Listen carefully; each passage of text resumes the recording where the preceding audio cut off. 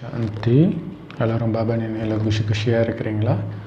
13/11/2020 இன்றைய முரளியின் தலைப்பு இனிமையான குழந்தைகளே, இது ஞாபக மறதி விளையாட்டு. திரும்ப திரும்ப பாபாவை மறந்துக்கிட்டே இருக்கிறீங்க.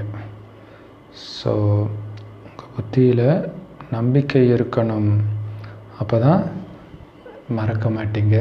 இந்த ஞாபக மறதி விளையாட்டில் சிக்கிக்க மாட்டீங்க இல்லையா? சக்கர வியூகத்துலேருந்து தப்பிச்சு போகணுன்னா ஞாபகம் இருக்கணும். என்ன ஞாபகம் இருக்கணும்?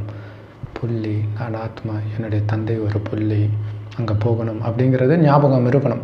ஆனால் என்ன பண்ணிடுது? மறக்க வச்சிடுது. இங்கே இருக்கிற விஷயங்களின் பக்கம் புத்தி போக வச்சிடுது. அப்படி மறக்காதீங்க, அப்போ தான் இதில் சிக்காமல் இருப்பீங்க. அப்போ அதுக்கு நிச்சய புத்தி வேணும். பேசுகிறது பாபா, அவர் சொல்கிறது சத்தியம் அப்படின்னு நிச்சய புத்தி வரும்போது தான் மறக்காமல் இருப்பீங்க. கேள்வி, இப்போ கணக்கெல்லாம் முடிக்க வேண்டிய நேரம் இல்லையா? கடைசி நேரம். இந்த நேரத்தில் குழந்தைங்களுடைய கடமை என்ன? பதில், இந்த படிப்பில் மட்டுமே உங்களுடைய புத்தி பிஸியாக இருக்கணும். வேறு எந்த விஷயத்தையும் புத்திக்குள்ளே போடாமல் இருக்கணும். இதுதான் உங்கள் கடமை இந்த கடைசி நேரத்தில். ஏன்னா மேலே போகிறதுக்கான வழியை சொல்லிகிட்ருக்கார். அது மட்டும்தான் உங்களுடைய கவனமாக இருக்கணும். மற்ற நம்ம கலியுகத்தில் இருக்க போகிறோமா? கலியுகம் அழிய போகுது. இறுதிச் சடங்கு பண்ணிக்கிறோம். நமக்கு நாமளே இறுதிச் சடங்கு பண்ணிக்கிறோம், கரெக்டாக சொல்லணும்னா இல்லையா? தயார்படுத்திக்கிறோம். ஸோ பாபா தன்னுடைய கண்ணிமையில் வச்சு உங்களை அழைச்சிட்டு போகிறார். அவருடைய கழுத்தின் மாலையாக நம்மளை மாற்றி அழைச்சிட்டு போகிறார். எல்லாருமே அவங்களுடைய கணக்கை இங்கே முடிச்சுட்டு வீட்டுக்கு போகணும். இந்த நேரத்தில் புதுசாக கணக்கை உருவாக்கக்கூடாது. அதனால தான் திட்டினாங்கன்னா திட்டிட்டு போட்டோம், கணக்கு முடியுது, அவ்வளோதான். நீங்கள் திருப்பி திட்டினீங்கன்னா மறுபடியும் கணக்கு வேறு உருவாகிடுது. ஸோ அதனால் அமைதியாக இருங்க. எந்த கணக்கு, எந்த உறவு, எதையும் புதுசாலும் உருவாக்காதீங்க. இருக்கிறதே நம்ம முடிச்சுட்டு போகணும். முழுக்க முழுக்க பாபா நினைவில் இருக்கணும். பாபா எல்லோரையும் தன் கூடவே வீட்டுக்கு அழைச்சிட்டு போகிறதுக்கு தான் வந்திருக்கிறார். ஸோ அப்போ இந்த படிப்பு சம்மந்தப்பட்ட விஷயத்தையே சிந்தனை பண்ணிகிட்டு இருக்கணும் புத்தியில். வேறு எதுவுமே மற்றதெல்லாம் சும்மா கடமைக்குன்னு பண்ணுறது, அவ்வளோதான். சரீர நிர்வாகத்துக்காக, அவ்வளோதான். பாடல். தூர தேசத்தை சார்ந்த சிவபாபா அந்நிய தேசத்துக்கு வந்திருக்கிறார். ஓம் சாந்தி. ஆன்மீக தந்தை ஆன்மீக குழந்தைங்களுக்கு புரிய வைக்கிறார்.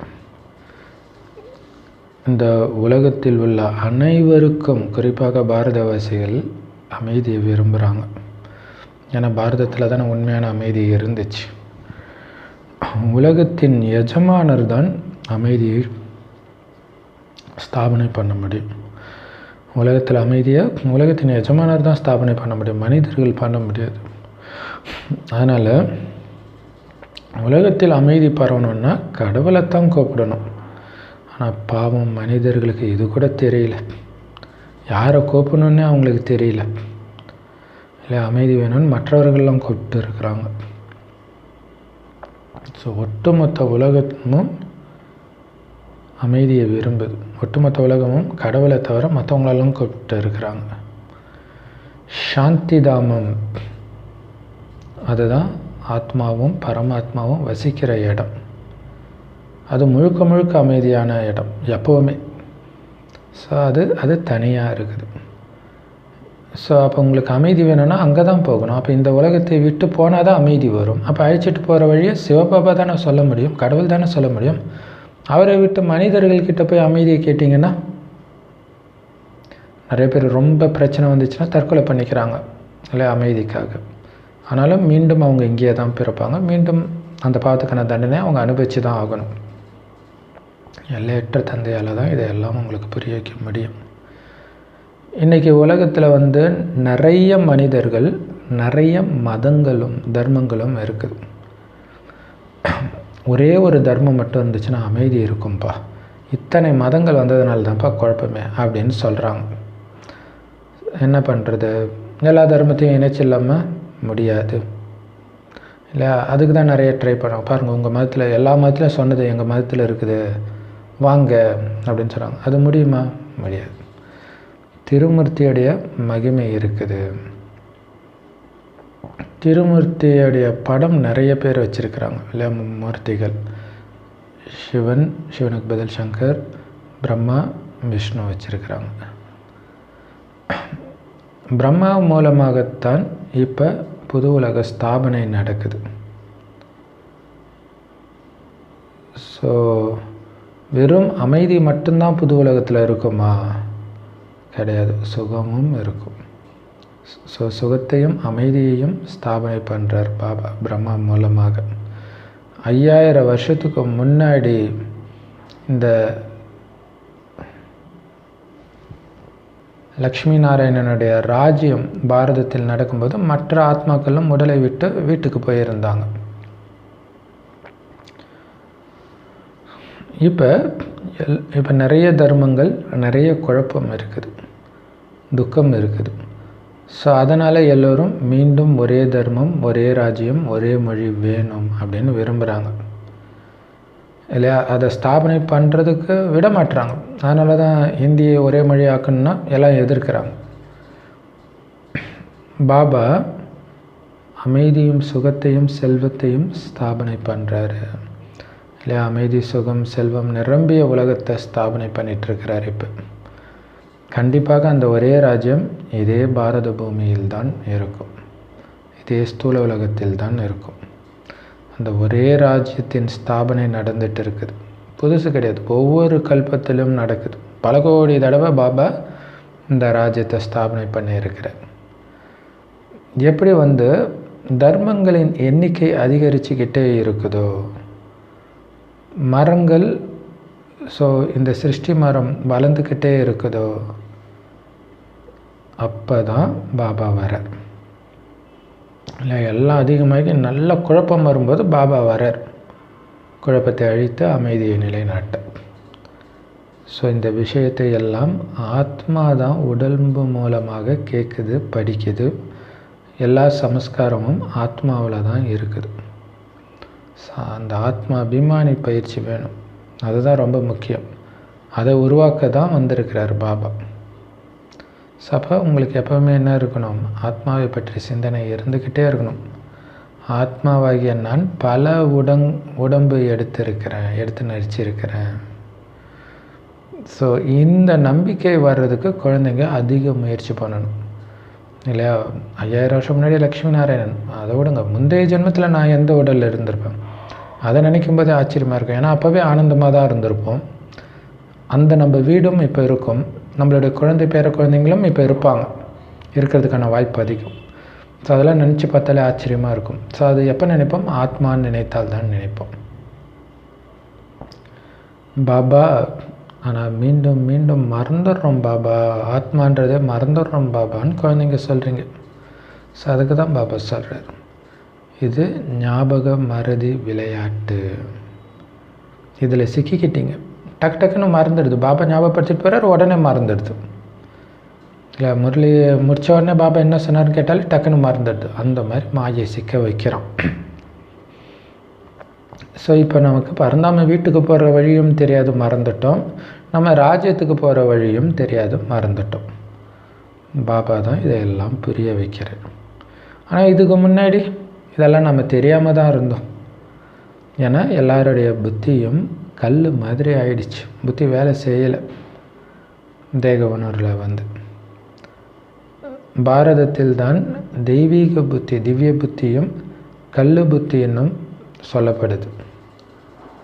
இங்கே தான் கல் புத்தியுடைய ராஜாக்களும் இருந்தாங்க, தெய்வீக புத்தியுடைய ராஜாக்களும் இருந்தாங்க. சத்தியுகத்தில் தேகத்தில் தெய்வீக புத்தியுடைய ராஜாக்கள், துவாபர கலியுகத்தில் கல் புத்தியுடைய ராஜாக்கள். ஸோ பாரஸ்நாத்துடைய கோயிலும் பாரதத்தில் தான் இருக்குது. நம்ம எங்கேருந்து இங்கே நடிக்கிறோம் அப்படின்னு புரிஞ்சுக்கிறோம். பரந்தாமத்துலேருந்து இங்கே நடிக்கிறோம். இதுக்கு முன்னாடி நமக்கு தெரியாது. இந்த உலகத்தை கலியுகத்தை முட்களின் காடு அப்படின்னு தான் சொல்ல முடியும். ஒட்டுமொத்த உலகமும் இப்போ முள்ளுக்காடாக இருக்குது. ஸோ பூந்தோட்டத்தில் தீ பிடிக்காது, காட்டில் தான் தீ பிடிக்கும். காட்டு தீ தான் சொல்லுவாங்க, தோட்டத்தீன்னு சொல்ல மாட்டாங்க இல்லையா? ஸோ அப்படி தான் இன்றைக்கி கலியுகமும் ஒரு காடாக இருக்குது. கண்டிப்பாக அது பற்றி எரிய போகுது. இந்த கலியுகன்ற வைக்கோல் போருக்கு தீ வைக்கப்பட போகுது. ஒட்டுமொத்த உலகமும் இப்போ வைக்கோல் போர் மாதிரி இருக்குது. இப்போ குழந்தைகளாகி நீங்கள் தான் அப்பாவை தெரிஞ்சுக்கிட்டு அவர் முன்னாடி நேரடியாக உட்காந்துட்டு இருக்கிறீங்க. இதுக்கு முன்னாடி பக்தியில் நான் உன்னோட தான் அமர்வேன் அப்படின்னு பாடினீங்க. ஸோ இப்போ அது நேரடியாக நடந்துகிட்டு இருக்குது. பகவானுடைய மகா வாக்கியத்தை படிக்கிறீங்க.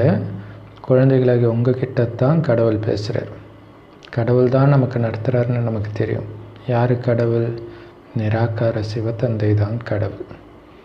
ஸோ பாரதத்தில் தான் சிவபகவானை பூஜிக்கிறாங்க. அதுவும் இப்போ தான், சத்தியுகத்தில் கிடையாது. அங்கே கடவுளை நினைக்கக்கூட மாட்டாங்க. பக்தர்களுக்கு தாங்கள் செய்த பக்தியின் பலனாக சத்தியுக ராஜ்யமே கிடைக்கிது. ஸோ அதிக பக்தியை நாம் தான் செஞ்சுருக்கோம். அதனால்தான் ஆளுக்கு முன்னாடி நம்ம பாபா கிட்ட வந்து சேர்ந்துருக்குறோம். பிறகு நாம் ஆளுக்கு முன்னாடி ராஜ்யம் சத்தியுக ராஜ்யத்துக்கும் போவோம். அதுக்கு இப்போ நல்ல முயற்சி பண்ணணும். புது உலகத்தில் உயர்ந்த பதவி அடைய. குழந்தைங்களுக்கு புது வீட்டுக்கு போக சீக்கிரமாக போகணும், டேடி எப்போ டேடி ரெடி ஆகும் அப்படின்னு அவ்வளோ ஆசையாக இருப்பாங்க இல்லையா? ஆனால் ஆரம்பத்தில் தான் வீடு புதுசாக இருக்கும், பிறகு பழசாகிட்டே இருக்கும். ஸோ நம்ம அப்பா 19 வீடு கட்டுறாரு. நிறைய பேர் வாடகைக்குன்னு வீடு கட்டினா கூட எடுத்தோடனே வாடகை விட மாட்டாங்க. தாங்கள் போய் வசித்து பிறகு தான் அதை வாடகைக்கு விடுவாங்க. ஸோ அந்த மாதிரி 19 உலகம் சொர்க்கம். அதில் முதல்ல குழந்தை நீ தான் வரணுன்றார் இல்லையா? ஸோ அதுக்கு தான் முயற்சி பண்ணணும். அதுக்கப்புறம் லேட்டாக அது பழசாகுது. ஒரு வீட்டில், அதுவும் இல்லாமல் இங்கே உலகம்ன்ற வீட்டில் குழந்தைகளுடைய எண்ணிக்கையும் அதிகமாகுது. கம்மியாக இருக்கும்போது தான் வீடு நல்லாயிருக்கும், நிறையா இருந்தால் கச்சமுச்சான்னு இருக்கும் இல்லையா? ஸோ அதனால தான் கலியுகம் இவ்வளோ துக்கம் கொடுக்கக்கூடியதாக இருக்குது, நிறையா குழந்தைங்க வந்துட்டதுனால. ஸோ பழைய வீட்டில் தான் குழந்தைங்க, பேர குழந்தைங்க, கொள்ளு பேர குழந்தைங்க இப்படியெல்லாம் வந்துடுவாங்க. ஸோ இது எங்கள் கொள்ளு தாத்தாவுடைய வீடு அல்லது தாத்தாவுடைய வீடு அப்படின்னு சொல்லலாம். அப்படின்னாலே என்ன அர்த்தம்? பழைய வீடு. ஸோ இன்னும் போக போக நிறைய பேர் வர ஆரம்பிப்பாங்க. அதாவது சொர்க்கம் லேட்டாக ஆக. இப்போ நீங்கள் எந்த அளவுக்கு அதிக தீவிர முயற்சி பண்ணுறீங்களோ அந்த அளவுக்கு சீக்கிரமாக அந்த புது வீட்டுக்கு போயிடுவீங்க. அப்படி சூப்பராக சொல்கிறாரு இல்லையா? ஸோ நம்ம தான் போய் பால் காய்ச்சணும் இல்லையா? கிரகப்பிரவேசமே நம்ம தான் பண்ணணும் சொர்க்கத்துக்கு. விட்டிங்கன்னா முடிஞ்சு போச்சு. ஏன்னா புதுசாக போகிறவங்க தான் கிரகப்பிரவேசம் பண்ணுவாங்க இல்லையா? ஸோ முயற்சி பண்ணுறதுக்கு தேவையான ரொம்ப ஈஸியான வழியை பாபா நமக்கு சொல்கிறார். பக்தியில் கூட எவ்வளோ முயற்சி பண்ணுறாங்க. அதிக பக்தி பண்ணவங்களுடைய பேர் கூட பிரபலமாக இருக்குது இல்லையா? சிவனடியார்கள், நாயன்மார்கள், ஆழ்வார்கள் அப்படின்ட்டு. இன்னும் கேட்டால் அந்த மாதிரி தீவிர பக்தர்களுடைய ஸ்டாம்ப்பு கூட வெளியிடுறாங்க. சங்கராச்சாரியார் அந்த மாதிரி, சத்யசாய் பாபா. ஆனால் ஞானத்தின் மாலை பற்றி யாருக்கும் தெரியாது. அவங்கெல்லாம் பக்த மாலையில் வரவங்க. முதலில் ஞானம், பிறகு தான் பக்தி இல்லையா? அரைக்கல்பம் ஞானம், அடுத்த அரைக்கல்பம் தான் பக்தி. இப்போ அரைக்கல்பத்துக்கு ஞானம் மட்டும் இருக்க போகுது. அதாவது சத்தியுகத்தில் ஞானம் மட்டும் இருக்க போகுதுன்னு நம்ம புத்தியில் வந்துடுச்சு. அதற்காக தான் குழந்தைகளாகிய நாம் இப்போ ஞானம் நிரம்பியவர்களாக மாறிட்டு இருக்கிறோம். ஆசிரியருக்கோ எப்போவுமே முழு ஞானமும் இருக்கும் இல்லையா? ஸோ அந்த ஞானத்தை கிரகித்து எந்த அளவுக்கு படித்து பரீட்சை எழுதுகிறாங்களோ அதற்கேற்ப மார்க் வாங்குவாங்க மாணவர்கள். நமக்கு இருக்கிறதோ எல்லையற்ற ஆசிரியர். அவர்கிட்ட படிக்கிற நாமளும் எல்லையற்ற மாணவர்கள். ஏன்னா இதோடைய பலன் முழு கல்பமும் வருது இல்லையா? எப்படி முந்தைய கல்பத்தில் நீங்கள் பாஸ் ஆனீங்களோ அதேமாதிரி இப்போவும் வரிசைக்கிரமமாக பாஸ் ஆவீங்க. நீங்கள் தான் முழுசாக 84 பிறவி எடுத்தவங்க. ஸோ எல்லைக்குட்பட்ட ஆசிரியர்கள் பார்த்திங்கன்னா 84 பிறவிகளுக்கும் 84 ஆசிரியர்கள் உங்களுக்கு இருந்தாங்க. ஆக்சுவலாக அப்போ குருன்ட்டு ஒரே ஒரு ஆசிரியர் இருப்பார். இப்போ ஒரு பாடத்துக்கும் நிறைய ஆசிரியர் வேறு இல்லையா? நம்ம கண்டிப்பாக மறுஜன்மம் எடுத்தே ஆகணும். ஸோ ஆசிரியர்களுடைய எண்ணிக்கை கூட அதிகமாக இருக்கும். பட் அப்பா அம்மா வந்து 84 அப்பா அம்மான்னு சொல்லலாம். நம்ம கண்டிப்பாக மறுஜன்மம் எடுத்து தான் ஆகணும். முதல்ல உலகம் சதோ பிரதானமாக தான் இருக்கும் கண்டிப்பாக. பிறகு தான் அது கொஞ்சம் கொஞ்சமாக பழசாகி தமோ பிரதானமாகுது இறுதியில். மனிதர்கள் இல்லையா? உலகமே தமோ பிரதானமாகும்போது அங்கே இருக்கிற மனிதர்களும் தமோ பிரதானமாக ஆகிடுறாங்க. முதல்ல மரம் கூட பாருங்கள் புத்தம் புதுசாக சதோ பிரதானமாக இருக்கும். அந்த புது இலைகள் கூட எவ்வளோ அழகாக இருக்கும். அதேமாரி இது எல்லையற்ற சிருஷ்டி மரம். இதில் நீங்கள் ஆரம்பத்தில் வரும்போது இந்த மரம் அவ்வளோ அழகாக இருக்கும். எதோடெல்லாம் பாபா கம்பேர் பண்ணுறாரு பாருங்கள். நமக்கு அந்த போதை ஏற்ற வீட்டோட கம்பேர் பண்ணுறாரு, மரத்தோட கம்பேர் பண்ணுறாரு. பிறகு துவாபரகத்துலேருந்து தான் கொஞ்சம் கொஞ்சமாக நிறைய மதங்கள் தர்மங்கள் வந்துடுச்சு. இப்போ இந்த எல்லைக்கு அப்பாற்பட்ட விஷயத்தில் உங்கள் புத்தி மூழ்கி இருக்கணும். இப்போ மரம் எவ்வளோ பெருசாகிடுச்சு, மனித சிருஷ்டி மரம், எத்தனை தர்மங்கள் வந்துடுச்சு.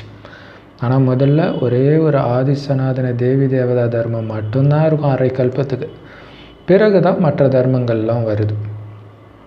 நீங்கள் 84 பிறவிகள் எடுத்தீங்க. அதுவும் அழிவற்றதாக இந்த நாடகத்தில் பதிவாகி இருக்குது இல்லையா? ஒவ்வொரு கல்பத்திலும் எடுப்போம். நாம் ஒவ்வொரு கல்பத்திலும் 84 பிறவி சக்கரத்தை சுற்றி வந்திருக்கிறோம். நாம் தான் இந்த மாதிரி 84 பிறவி சக்கரத்தை முழுசாக சுற்றினவங்க. வேறு ஆக்சுவலாக எந்த மனித ஆத்மாவும் 84 லட்சம் பிறவிகளாம் எடுக்கிறது கிடையாது. 84 பிறவி தான். நிறைய விலங்கு வகைகள் இருக்குது. அது மனிதர்களால் எண்ணக்கூட முடியாது. மனித ஆத்மாவோ 84 பிறவிகள் எடுக்குது அதிகபட்சமாக. இப்போ 84 பிறவி பாகம் நடித்து சோர்ந்து போயிட்டோம் முற்றிலும். கடைசியில் என்னாச்சு, ரொம்ப துக்கம் நிரம்பியராகிட்டோம். உலகத்தையே ஆண்ட அதிபதி இப்போ என்ன ஆகியிருக்கிறோம் பாருங்கள். காரணம், இந்த ஏணிப்படியில் இறங்கி சதோ பிரதானமாக இருந்த நாம் இப்போ தமோ பிரதானமாக ஆகிட்டோம். இப்போ தமோ பிரதானத்துலேருந்து பாபா மீண்டும் நம்மளை சதோ பிரதானமாக மாற்றுறார், மீண்டும் தூய்மையாக மாற்றுறார். பாபா சொல்கிறார், நான் இந்த தமோ பிரதான உலகத்தில் தமோ பிரதான உடலில் வரேன். ஒட்டுமொத்த உலகமும் இப்போ தமோ பிரதானமாக இருக்குது. எப்படி முழு உலகத்திலும் அமைதி இருக்கும் அப்படின்னு மனிதர்கள் கேட்குறாங்க. உலகத்தில் எப்போ அமைதி இருந்துச்சுன்னு பாவம் மனிதர்களுக்கு தெரியல இல்லையா? ஸோ முழு உலகமும் அமைதி வேணுன்றாங்க.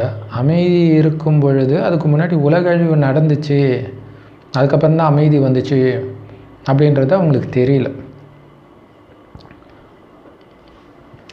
பாபா சொல்கிறாரு, இந்த ஞானத்தை பற்றிய விளக்கப்படம் உங்கள் வீட்டில் இருக்குது தானே? ஸோ அதை வச்சு புரிய வைங்க. இந்த லக்ஷ்மி நாராயணனுடைய ராஜ்யம் இருக்கும்போது ஒட்டுமொத்த உலகத்திலையும் அமைதி இருந்துச்சு. அதைத்தான் சொர்க்கம் வைகுண்டம்னு சொல்லுவோம்.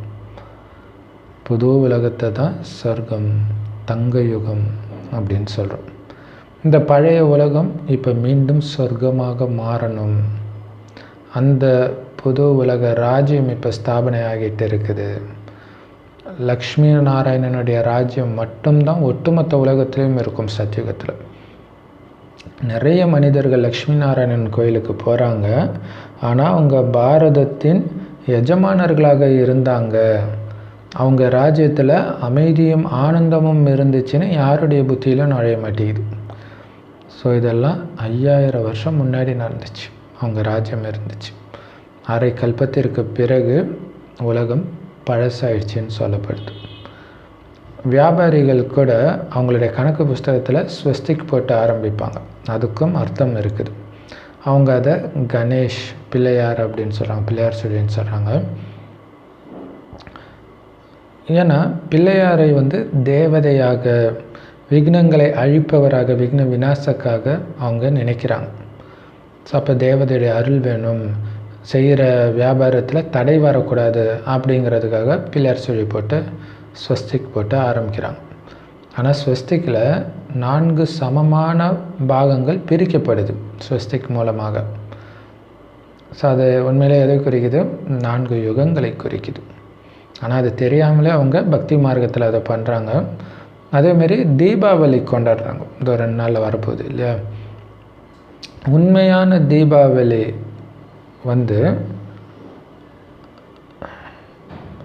நினைவு யாத்திரை தான்.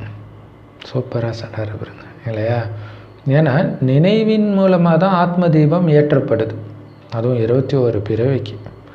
அப்போ தீபங்களின் வரிசைன்றாங்க, ஆத்ம தீபம் வரிசையாக 21 பிறவிக்கு ஏற்றப்படுது இல்லையா? அப்போ 21 பிறவியும் தீபாவளி தான். ஸோ நினைவின் மூலமாக தான் இப்படிப்பட்ட தீபாவளி கொண்டாடுறீங்க. இதன் மூலமாக தான் அளவற்ற வருமானத்தை, ஆன்மீக வருமானத்தை சம்பாதிக்கிறீங்க. அப்போ குழந்தைங்களுக்கு அளவற்ற சந்தோஷம் இருக்கணும். இது புது உலகத்துக்கான புது கணக்கை உருவாக்குறீங்க. நினைவு செஞ்சு ஆன்மீக வருமானம் பண்ணுறோம்.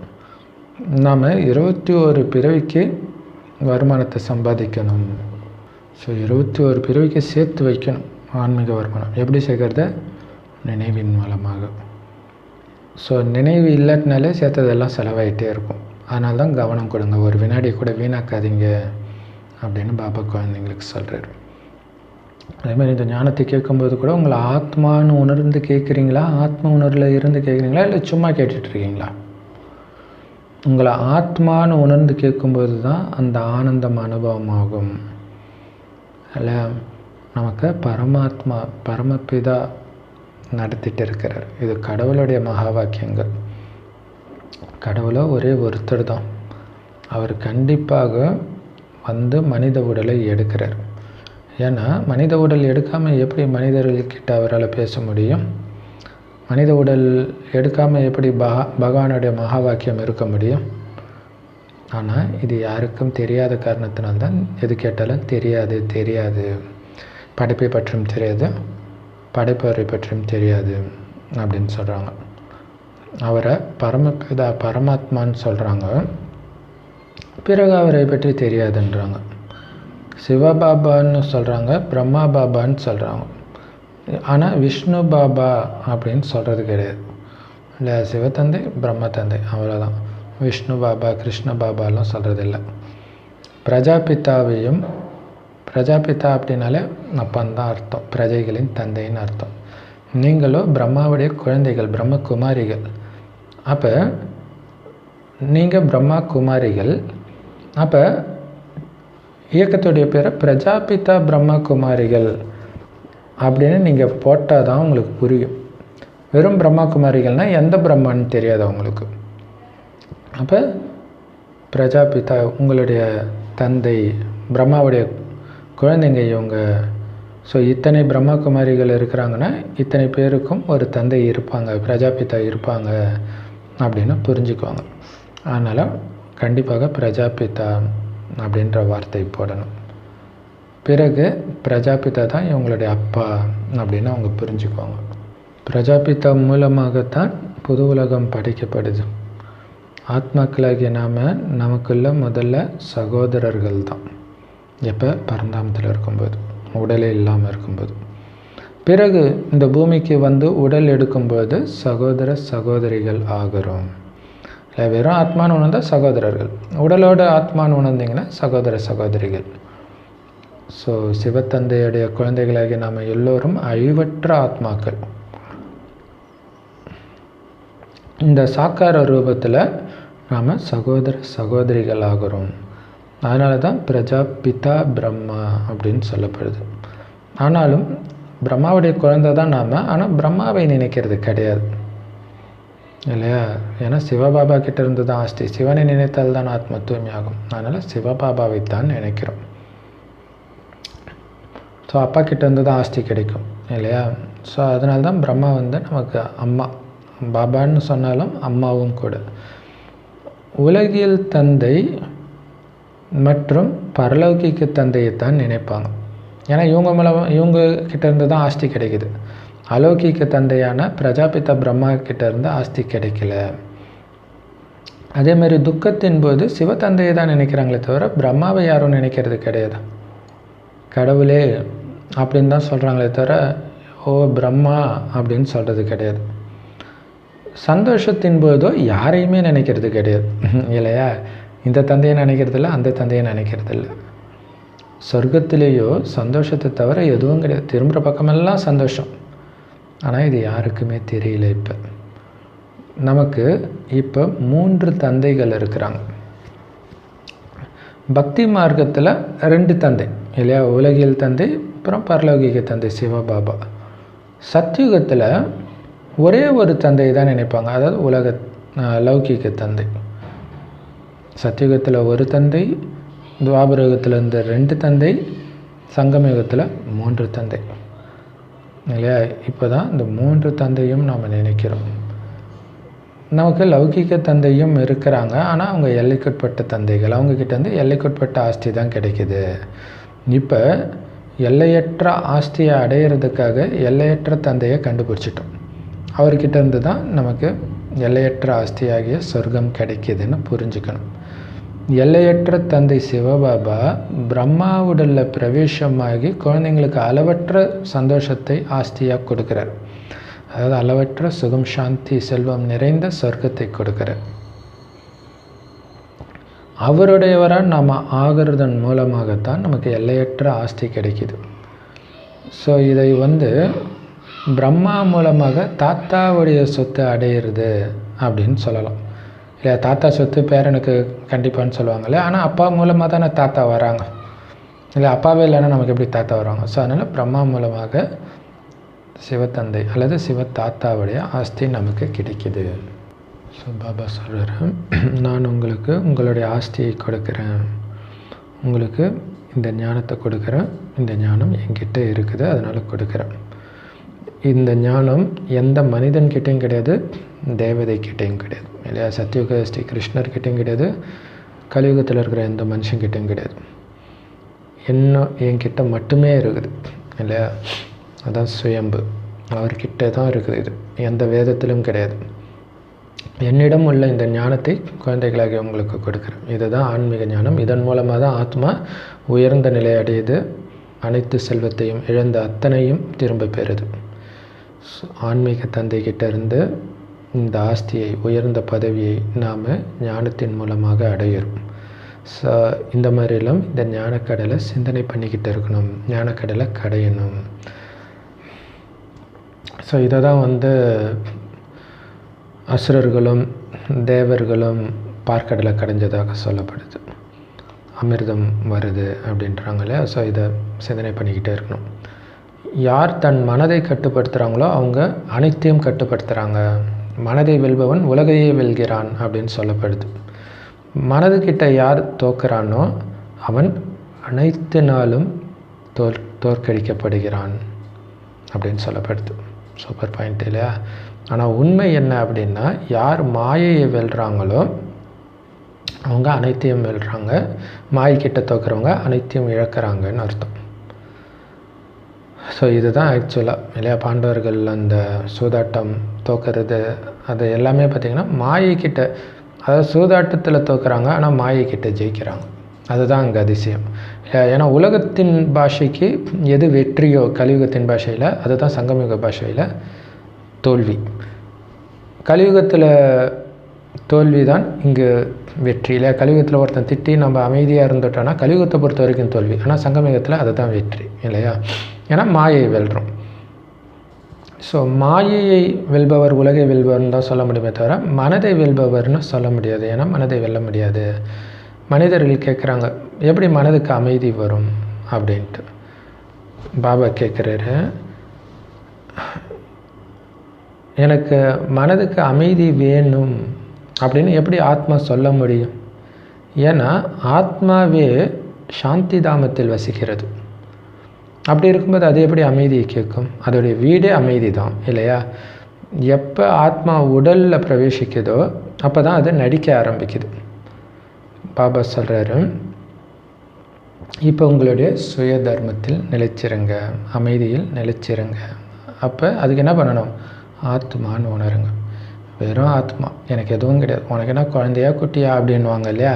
ஸோ அது மாதிரி உடம்பே கிடையாது, நான் வெறும் ஆத்மா. அப்போ எதை பற்றி கவலை பண்ணணும்? அப்போ அமைதியாக தானே இருப்போம். ஆத்மாவுடைய உண்மையான தர்மமே அமைதி தான், சுய தர்மமே அமைதி தான். அப்படி இருக்கும்போது நீங்கள் வெளியில் போய் எப்படி அமைதியை கண்டுபிடிக்க முடியும்? ஏன்னா உங்களுடைய தர்மமே அதுதான் இல்லை, அதுதான் உங்களுடைய குணாதிசயமே.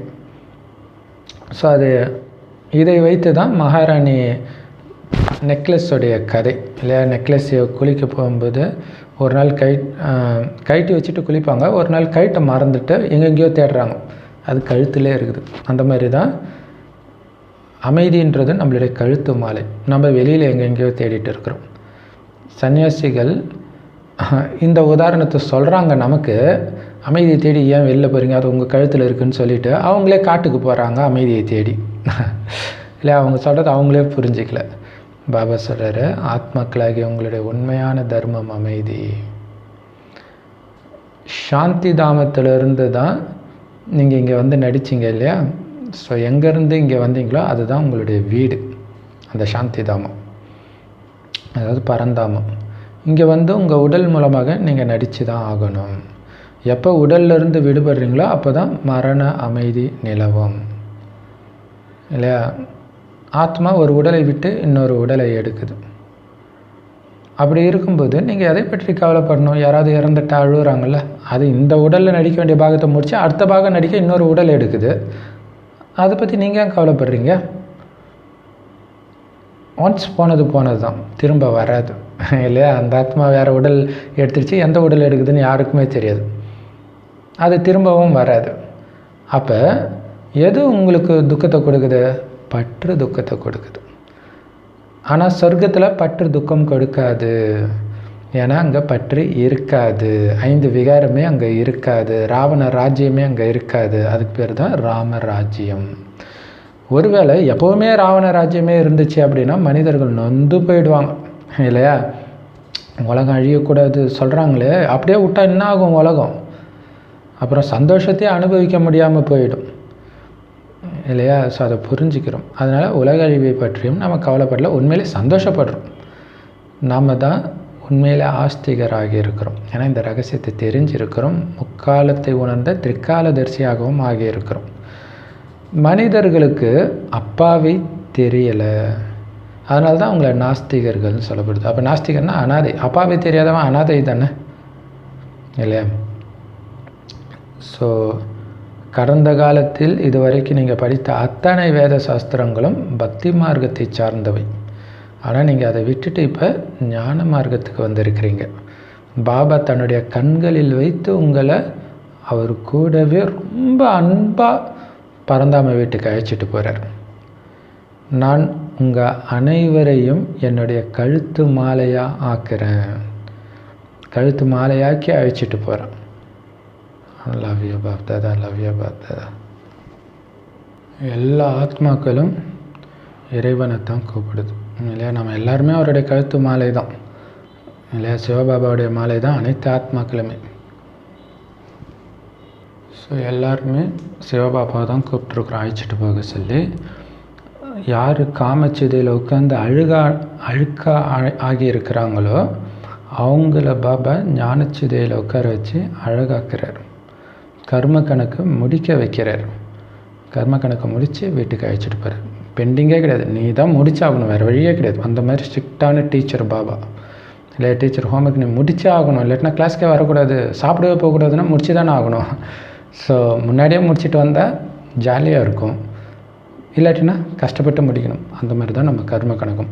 இப்போ வர கஷ்டத்தை இப்போவே ஏற்றுக்கிட்டிங்கன்னா தப்பிச்சிடுவோம். இன்னும் தள்ளி போட்டுக்கிட்டே இருந்தீங்கன்னா நமக்கு தான் பிரச்சனை. ஸோ நம்மளுடைய கடமை இப்போ படிக்கிறது, படித்ததன்படி நடக்கிறது இல்லை, இந்த ஞானத்தை தாரணை பண்ணுறது.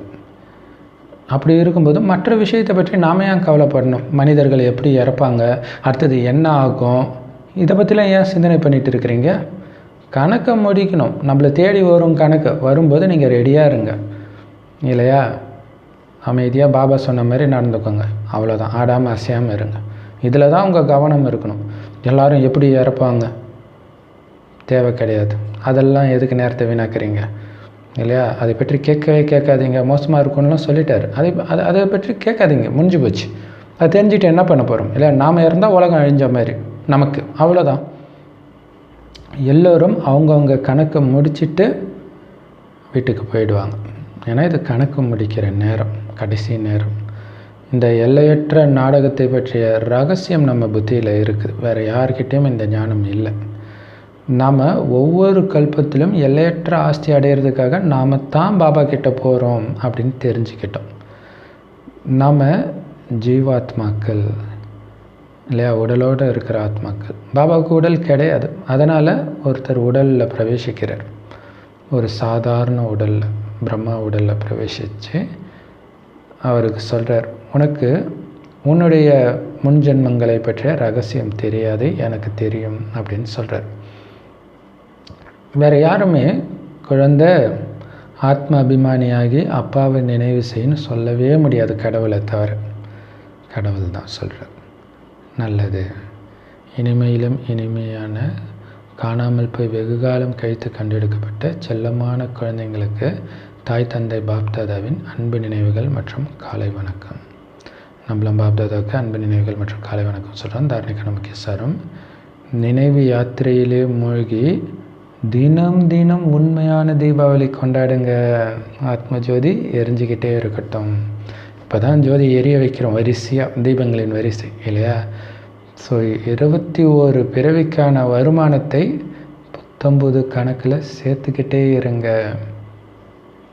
நினைவிலிருந்தும் இந்த சேவை செய்வதன் மூலமாகவும். ஸோ இந்த நாடகத்தின் ரகசியத்தை புரிஞ்சுக்கணும். இப்போ கணக்கு முடிக்கணுன்றதை தெரிஞ்சுக்கிட்டு தேவையில்லாத எந்த விஷயத்துலையும் மூக்க நுழைக்காதீங்க, புத்தியில் விடாதீங்க. இந்த படிப்பை தவிர எதுவுமே உங்கள் புத்தியில் இருக்கக்கூடாது. எல்லா கர்ம கணக்கையும் முடியுங்க. வரதானம், ஈடுபாடு என்ற அக்னியின் மூலமாக ஒரு தீபத்தினால பல தீபத்தை ஏற்றக்கூடிய உண்மையான சேவாதாரி ஆகுங்கள். அதுக்கு விளக்கம், தீபாவளியின் பொழுது ஒரு தீபத்தை வச்சு பல தீபத்தை ஏற்றுவாங்க. அதுதான் தீப மாலை, தீபங்களின் வரிசை அப்படின்னு சொல்லப்படுது. ஸோ ஒவ்வொரு தீபத்திலும் ஜோதி அல்லது நெருப்பு இருக்கும் இல்லையா? அதே மாதிரி நீங்கள் ஒவ்வொருத்தரும் ஒவ்வொரு தீபம், உங்களுக்குள்ள ஈடுபாடுன்ற அக்னி எரிஞ்சிட்டு இருக்குது, பாபா மேலே உள்ள ஈடுபாடு. ஸோ எப்போ ஒவ்வொரு தீபத்தின் ஈடுபாடும் அந்த ஒரு தீபமாகிய பரமாத்மாவோடு இணைக்கப்படுதோ அதுதான் உண்மையான தீபாவளி. ஸோ அதனால் நான் அந்த மாதிரி தீபம் ஆகியிருக்கிறேன்னா, ஆழமான அன்பு ஈடுபாட்டில் இருக்கிறேன்னா, அதன் மூலமாக என் ஜோதி ஏற்றப்பட்டிருக்குதா அப்படின்னு செக் பண்ணுங்கள். ஸோ இப்படி தன்னுடைய ஜோதியின் மூலமாக உலகத்தின் அஞ்ஞான இருளை நீக்கக்கூடியவர் தான் உண்மையான சேவாதாரி. முதல்ல நம்ம ஆத்ம தீபம் ஏற்றப்பட்டிருக்குதான்னு செக் பண்ணணும். அதன் மூலமாக மற்றவர்களின் தீபத்தையும் ஏற்றணும். அதன் மூலமாக ஒட்டுமொத்த உலகத்தில் உள்ள அஞ்ஞான இருள் அகன்றிடும். அப்படி செய்கிறவங்க தான் உண்மையான சேவாதாரி. ஸ்லோகன், ஒரே பலம், ஒருவர் மேல் நம்பிக்கை.